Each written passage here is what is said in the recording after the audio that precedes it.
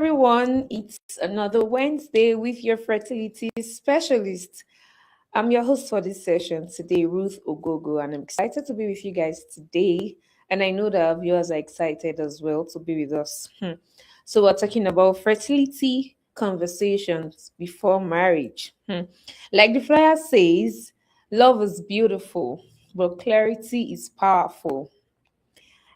The right conversation builds stronger future.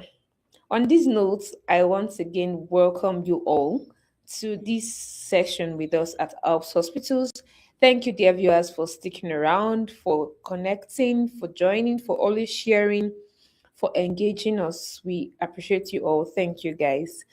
So, yes, today we're talking about fertility conversations before marriage. Very, very, very important. And yes, as once we get to a conclusion on this session today, I have some questions for our viewers, and I hope to see your response on the comment section. So please, I really hope that you're able to engage us from the beginning of the session till the end. To talk about this today, we have Dr. Deborah Olubiyi. Dr. Deborah, it's good to have you. Thank You're you, welcome. Ms. Ruth. Always a pleasure to be here. Good afternoon, viewers, and thank you for always listening and engaging with us. We really appreciate it. So, for someone watching for the first time, Dr. Deborah is a family physician. She's a fertility specialist, an IVF specialist. She's also the head of IVF at Alps Hospitals, more like the head of IVF department at Alps Hospitals. So it means that you could talk all fertility we had today. She's just here for you. So please feel free to drop your thoughts, your comments, your questions in the comment section. And yes, I would love to see your response. If you are with me right now, let me see your like button popping up and let me see you sharing this link with someone right now so they're able to connect and get so much information that's here for you today. So, Dr. Deborah, conversation before marriage. Yes, this is a fertility conversation. I know there was a time that Dr. Ken said some ladies are saying maybe now, since they are making ladies to go and do HSG to check their tubes, maybe the men too should start doing sperm analysis before they get married so women know what to expect. That's just on No, a I think lighter I note. agree. Definitely, yes. Well, I'm sure we'll get to that.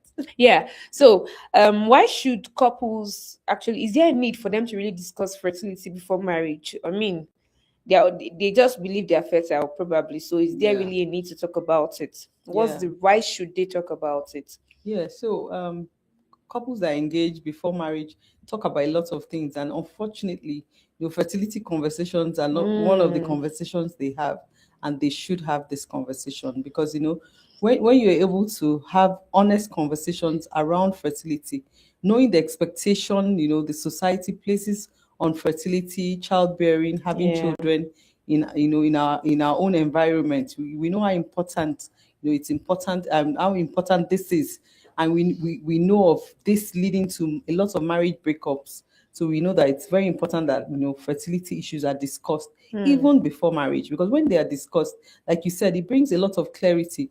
It removes assumptions. It helps couples to manage their expectations, and mm, then it helps you know the long term things you need to put in place in terms of planning, in terms of finances. When you realize that you may need to have assisted fertility treatment to be able mm. to achieve conception. So fertility conversations are very, very important, and they are conversations that every couple, as planning marriage, should have.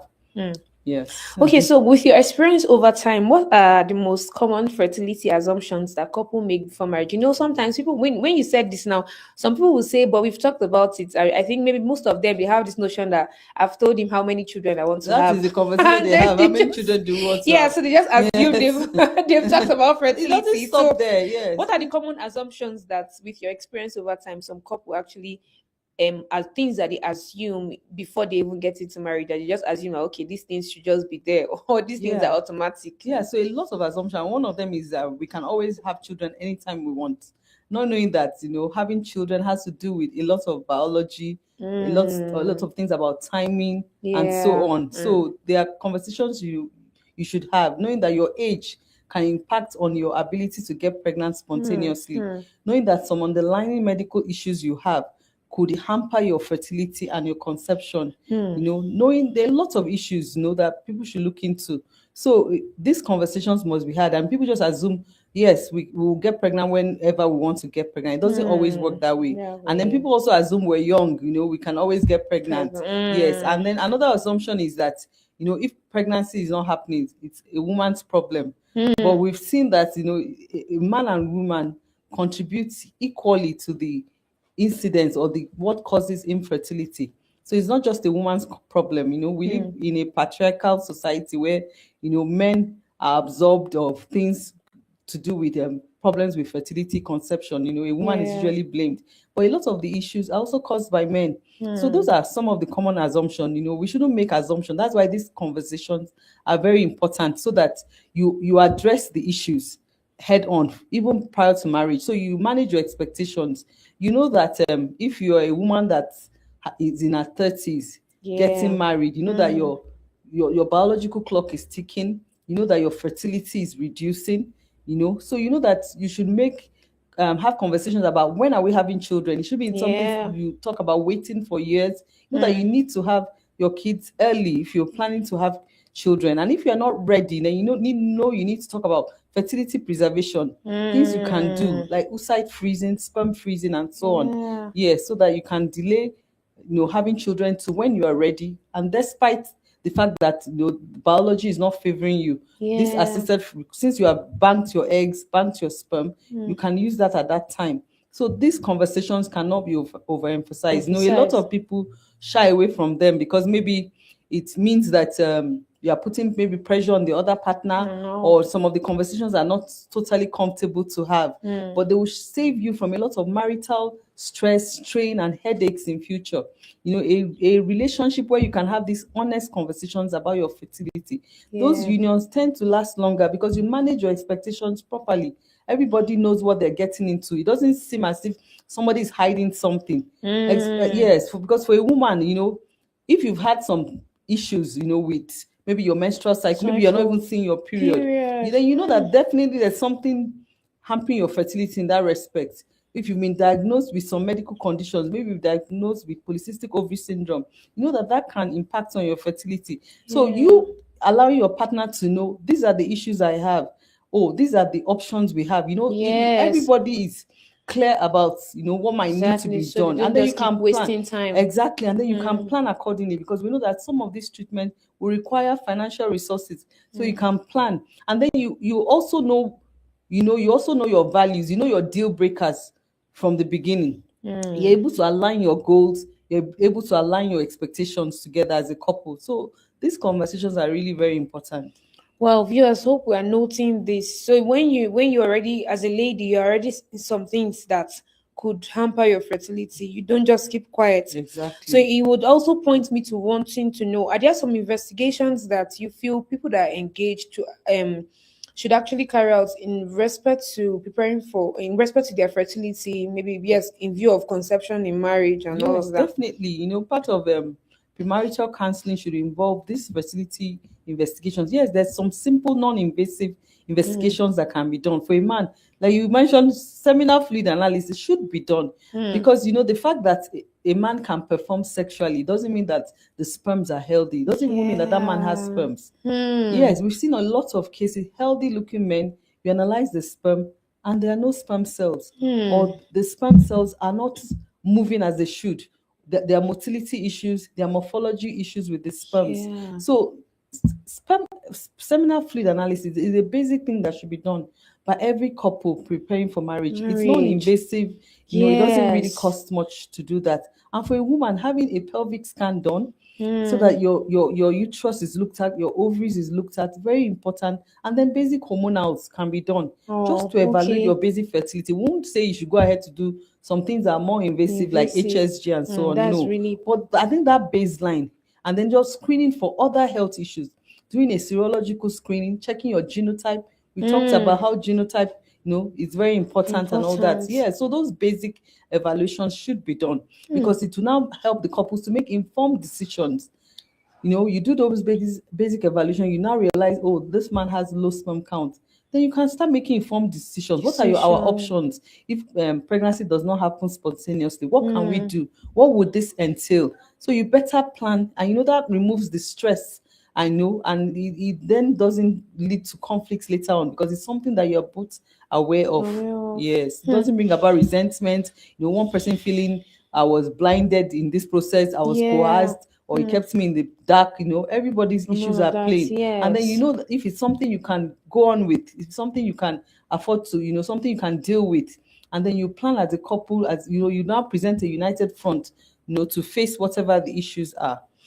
So yeah, so while you were talking about the sperm analysis for the man, I actually just thought I know that a lot of men, when a man knows that they have problem with fertility, they are not quick to open up. Sometimes women are Yes, the ones that seem to easily open open up up. to men, That's true. but on the contrary, men find it difficult. It feels like the ego in them, or Yeah, that because they. for a man, somehow, a man's fertility is linked to his masculinity, and it should not be so. The fact that you Exactly. have issues with fertility doesn't mean you are less of a man. But True. somehow they link it, like you said, the ego and Yes. all that. Women are more receptive, are more open about this issue, but it shouldn't be. It shouldn't be so, and that's why you see a man for years. A man will refuse to come for Yes, testing, saying, "I'm exactly. fine, I'm fine, I'm fine." The Mm, women are the one they push forward to go to the hospital to be yes. evaluated, but it shouldn't be so. So, God, I just want to talk to the men a bit, because if you know that you're a man, you've done your analysis, and it's already showing that there's a problem with the sperm. Yes, I know that maybe you've not tried, but now you are married. Let's even assume you're planning to get married, and you don't even want to open up to your spouse. You should. I don't think it's nice for you as a man to keep trying for more than 6 months to 1 year, Especially and when nothing is happening, and yeah, then and you then you still still sit keep back and quiet. relax, Yeah. and you know that you might just be the issue here. Yes. Maybe the woman has checked herself and she has opened up to you, everything is fine. Then you know that you've done yours, and oh yeah, you're claiming that everything is fine. Let's just see. It's possible. No, Miracles no, it's really still happen. painful. So Yeah, you it's you, really you don't painful. just stay back and then allow this woman's fertility wane down, and Knowing then that her before. yes, the woman has a time frame when she's fertile, which from about 35 years of age. This fertility, a woman's fertility is already waning. Yeah. But that's a man has a more leverage with regards to fertility. A man in his 50s could still impregnate a woman and so on, but it doesn't work Yes. like that for a woman. So for a man to Yes. know that you have an issue and then you keep quiet. We see couples, like for example this week alone, I saw a couple. They've been married for 26 years and this man has a zoospermia. Oh my So you can goodness. imagine Oh. how young, because this woman is in her late 40s Oh now. no. She married at about 20, very early Hmm. 20s, Hmm. and this was the issue that kept them for years. Hmm. Something that could have been addressed much earlier, and then Yes. Oh my unfortunately, goodness. the woman doesn't have any eggs any longer. Anymore, because So you can imagine yes. the problem has been Then you compounded. deprive But these her. men will keep quiet. A lot of them will keep Keep quiet. quiet. Yes, I Exactly. know the society will just be looking at the woman. Nobody looks True. at the man. Exactly. That's Yes. just the And the woman painful will open aspect. up to say, "My husband is," because yes, to a very large extent, women would want to shield their partner. Definitely, So she yes. wouldn't want to open up. This is what the thing is, and then fingers keep pointing at Yeah. her. Whereas she knows this is it, and maybe she's even there begging the man, and the man is still being Egoistic egoistic about and it. saying Yeah, I and don't have all any that. issue. Yes. Yes. So men, please, let's keep this open. I know that in our world and all, it's not easy when you have these issues, but nobody really prays for these things. But when you find yourself in this kind of situation, I think that you shouldn't be too quiet about it. You have your partner, you people can discuss. And then maybe what's your counsel to people that still insist they are ASAS couple, like okay, now they're already engaged, they know they are both ASAS. What's your counsel to them? What are some of the things that they should talk really about, as to what their plans are with respect to fertility, conception, when they eventually get married? What are some of the things that they should really sit and Yeah. talk about and address? Yeah. So ASAS, we said the best option, the best counsel will be for that relationship not to continue. But if you are saying you're still going ahead, Hmm. yes, you can still go ahead, but you know that you must be open to take up a lot of options that are there. You must be open to having assisted, fertility, either having an IVF, and then when you have an IVF, you don't need to do genetic testing of the embryos. That's PGT. So you know that you must have conversations about the resources for it. IVF, apart from the resources, IVF involves a lot of emotional resilience. You must know that you have the emotional capability to go through it, because IVF is not 100% guaranteed. We have success rates. Nothing is not 100% guaranteed. So IVF could still fail. Fail. Yes, IVF could be your option, but you must be open. You look at it thoroughly. You look at it Sure that openly, this and is then what you you know want that to exactly get that this into. is what you are. What you're ready to go through. You're Yes. ready for this journey. This is what your journey will entail, and you're ready for whatever comes with the journey. So it's not just the money, having the money to go through this treatment. The emotional capability to go through this treatment are also there. And then or you're open to having, if you don't want to do PGT, pre-implantation genetic testing, then you're open to having one donor garment being used. Either the sperm is a donor gamete or the egg is a donor gamete. Both of you can't use your gametes because the chances of having a child with sickle cell disease is higher. So those are the issues they will have to look at. They could also look at adoption. If so those are the questions, That they need to conversations really they talk need to about. have. Yes, conversation they need to have. So this is how our journey is going to be with regards to conception and Yes. fertility. We would have to have help, IVF, read more about what IVF entails, the injections, the monitoring scans you need to do, all the processes, egg retrieval and so on, so that that it's something you can deal with, then you can go into that relationship. So that those are the options they have that they can take if they say they must go into So continue the relationship. you know what? In the course of this conversation, at some point, you talked about some couple that will say one of the partners to them that's okay, Exactly. they're AS. Are there Yes. possible ways that we could actually curb this? Because I just think sometimes I know that there are for people that do their weddings in church, there are some churches that they request for this. Yes. So I find it hard to say that okay, when the result is done and a couple weds in church, is it possible for the church to still hold a particular genotype? No, I don't Because think it's the church. Sometimes some of these couples know, so they induce the people in the labs to give out a wrong result. Please just put there that I'm AA genotype. For those that do intentionally, but we know there are some people that there's some errors in the lab results. Some we've seen people that honestly did their genotypes and they were told that both of them were maybe AAAA. Yes. Or one partner issue was AS and the other was AA. Only for them to now have a child with sickle cell disease, only to repeat their genotype testing and they see that they are both AS. So Yes. lab errors can come in, but some people willfully induce people in the lab them erroneous results. Yes, some people we've had cases like that. The person knew they were AS and knew their partner was AS, but because the person wanted to marry this person, they had a lab or someone was induced a wrong result for them. Because it's the result they present to the churches or whichever religious organization is marrying them. Unless maybe some hospitals they use and they tell them I honestly go there. think that various wedding centers, like if it's the church or the mosque, I honestly think that the couple shouldn't be the ones to bring their. I think that maybe, just maybe, because I've seen some organizations, some churches or some worship centers where they are the ones that really take them to where they will do the investigations. So even the results are not even handed over to the couple. The committee themselves, they are the ones that get to have this result, and then they now bring it before you and say, okay, what's the result? This is what the result is. So by so doing, it's something I'm sure maybe if there are some issues, they want to talk to one of the partner if he feels like he doesn't want the other partner to know. But you know that based on this result, you can't say they can't get married. It has to be their decision. Yes, you understand? Yes, but at least everybody is aware. They are able to make informed choices and make an informed decision. Okay, this is what we have. Are we going ahead? These are the issues that we might be presented with if we go ahead. Yes, so it's not as if the churches have to say they can't marry them. Yes, but they are adults. They should make informed decisions. Yes. So for people where this is just a bit for someone, once you know you are AS, I think that whoever it is that you eventually settle for, you just have to be doubly sure. Yeah, I think to avoid this and I recommend that people should do it in more than one lab. So to avoid this blame game of this person yes. deceived me or there was error. Even with your partners, I really don't know. Yes, I know that sometimes partner will say I've done and it's this, but yes. I just still think that you should make some more effort just to be doubly sure.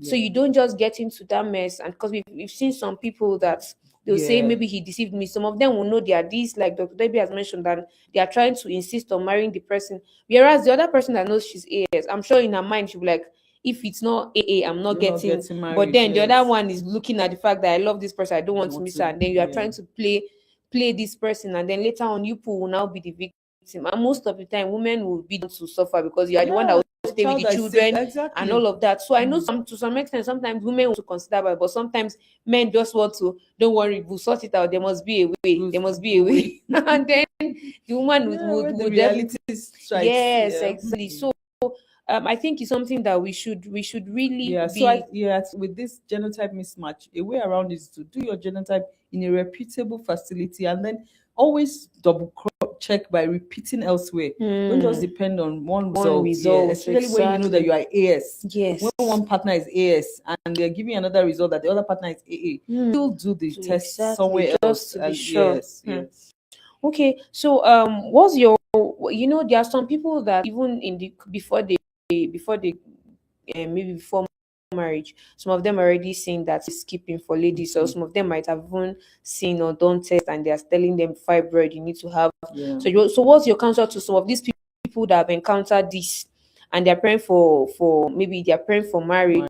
Yeah, or for, yes, we've talked about the men to some extent, Yeah. what their possibilities are, like, okay, what their issues could be and Yeah. how to address it. So what's your counsel to the ladies? Because a lady might just want to be quiet and not talk Definitely. about it. I'm like, Yes, okay, yes. which eye will this man used to look at me and Me all and those yeah, things. I So think it's good to be open and honest about it, because this same, like you said marriage, love is blind, marriage opens yes, it. opens your eye, So if you exactly. don't discuss these things with your partner, you just open rooms for for resentment and marital conflicts and so on to just come into the relationship. It's best you're open. If this person truly loves you, Loves they'll be ready to go through whatever it is with you. you. So it's good to be open. You notice as a lady, you're not seeing your period every month. You know that once you've started menstruating, it's only the initial few months when a girl starts menstruating that the period might not be regular. After that, periods should be every month. You should be Regular, seeing your yes. period every month. And then if you're not having that, you know that definitely there's something wrong. So as a lady, even on your own, you could go and self-checked to know what exactly the issues are, and then so that you know what are the solutions for the issue, so that when you are discussing Yes. with your partner, oh, I've been diagnosed with this, these are what I've been told, you know I think it shows that the person is honest, and it Yes. will that would even make that man love you more, that, oh, this woman of She her own even opened volition up. volunteered this information to me. Yeah. Yes, and if that person is really your partner, or your husband, or your wife, your husband, the person will still be open to go with you. And but if the person says, okay, it's a deal breaker for me, then I it's can't handle better. it, Yes, it's exactly. better. Somebody else will So a come woman will along. say, I don't want to lose Yes, him. Well, yes, for but you some still lose ladies, him at the end if these for some issues ladies, they might come. have weighed their partner, and then if they feel like, okay, telling him, because you might have there, I'm sure with your experience, there are some people that will tell you, I cannot tell my husband this. Definitely, I we see a cannot, lot I of cannot tell my partner this, hide and and all. seek in the Yes, consulting like room. I. It just reminds me of a story. This was a lady that got married, and I think they've been married for like, I think 6 7 years now, and no issue. She doesn't even menstruate. But she told her husband that she used to menstruate. Wow. Yes, that after their marriage now that she didn't see her Period. period Oh my again. And this, goodness. I don't just wonder, in this 21st century, how someone Wow. can be so how Like would I, he ignores, like, or he's not sensitive to you what's know, I don't happening know whether he around. doesn't understand the implication of that, because now waited for like 4 5 years before you now presented to know why she's not getting pregnant. I don't Pregnancy. understand. Wow. Only for us to check. It's like this one has a congenital anomaly. Oh. No, you practically no uterus. So she has never really been menstruating. So that was Oh a my lie. That one that she goodness. told the husband that she used to menstruate is after they got married, that she stopped seeing her Yeah. period. Wow. And then, unfortunately, let's say unfortunately or fortunately, we did the man's seminal fluid analysis. No sperm, azoospermia. Mm. I'm telling you. Wow. So you This can is see double how problem. I'm telling you, I When can see when how two people, complicated the issues are. yes, The exactly. issues were really complicated Wow, because wow. she practically doesn't have a uterus to Wow. carry a pregnancy. Oh my So, goodness. This is wow, this is yeah. really this is Yeah. really a sad, and that's why we're talking about these things that needs to be checked before Yes, it's married. good That's that why I you said a know. basic pelvic scan. Just to Well, check that the sure. uterus is there, the ovaries are there. Nothing invasive. Just everybody should want to check themselves. Yes. Everybody should want to check themselves. As Yes. a lady, yes, some of you, if you don't want to, when you know something can be addressed, then you address it Exactly. in, Even in your before, yes, before settling. Then if you feel you yes, don't want to talk about this, then address address it and it. let there be solution. And then when you see there's no solution, then you probably might have to talk about it so people can find the way out on how Yes. to How sort you things navigate, to yes. sort things out before they really get Yeah, out of because hand. for some people, that's why those conversations are important. Okay, what if something we didn't expect happen? What if we have challenges? We're having children. Those are conversations you should have. It's Have not all those talking about nothingness. yes, What if we have problems having children? What yeah. do we do? Are we open to having assisted fertility? Are we open to having donor gametes? Are we open to having this? Just conversations so that where you each stand on these issues, and then Hmm. whether it's something that you can navigate together, or this is going to be a deal breaker for both of you. Hmm. I think it helps. It It helps. really does. So, viewers, you see that this is just a lot that really cannot be overemphasized. So, Dr. Debo, as we wrap up on this conversation, because there's just a lot about this fertility conversation that people cannot just get over with and we cannot Yeah. get done with, that needs to constantly be talked about. Not just the number of children you want, No, it's and not the number of it's not children. just about that. I think It's that's the not most. That's the common question people. question. Yeah, people ask, how many children do One you want? How many question, children do or you want? how soon do you want to get pregnant? And then once they talk about, I don't want, I Yeah. want to rest for a bit. Imagine someone that is you're already like 37, 38, getting married, talk about resting a bit. You have your so children as soon so as these are possible. exactly, so these are some of the conversations that you really should talk about, and that's Yes. why viewers and the general population should be enlightened. It's just Yes. like the Flebi just pointed out now that you cannot be 37, 38, and you're saying you want to stay for 1 year Yeah, first two before you, years. when you know your fertility. You're already you're almost losing it, and then you just want to stay and allow time to keep winding. So what's your final consent for those people that feel love conquers all, and then they just want to avoid this conversation? When we get the normal talk is when we We get get to to that that bridge bridge, we'll you will cross cross. it. Well, What's your counsel I, to I, them? I And I don't think that's a good perspective or way to go about it. I think it's better to have these conversations, because when you have this conversation, it brings about clarity. It removes assumptions. You are able to know each other's expectations, as regard fertility, and then you're able to deal with issues early before they bring about they cause marital conflict, they bring about all issues in that, your marriage, yeah. dissatisfaction, resentment, and so on. So I think it's important. We shouldn't go into relationship, into marriage is supposed to be lifelong. We shouldn't go into marriage based on assumption. Let's be clear about Yeah. issues so that you can make informed choices. I think that shows that you are responsible, human beings. When you are courting, you have conversation about a lot of issues. These fertility issues should be part of the Addressed. conversations too. So don't shy away from it. It Yes. doesn't mean you are, doesn't, it's not mundane as so Yeah, people or some make people it sound, or some or people feel that maybe it means that you are desperate or desperate. you are putting undue pressure. No, no, I don't It's think so. somebody you intend Yeah, to settle down with. with So there's yes, nothing wrong. Nothing says it's wrong to talk about it. It's good to yes. talk about everything talkable, because when you are Yeah, that's inside, the time to talk about yes, everything talk about talkable. everything talkable. Address whatever needs to be addressed. So as we wrap up this, I want to ask our viewers these questions, and I hope that you give yourself the sincere answer. And if your answer is really sincere, if you need to address something, please do that. If you're engaged right now and haven't discussed genotype, or you've not discussed anything about fertility, what is stopping you? You should answer that question. What exactly is stopping you, or what's preventing you from talking about it, or what are you waiting for? Would you marry someone if you knew conception might require assisted reproduction?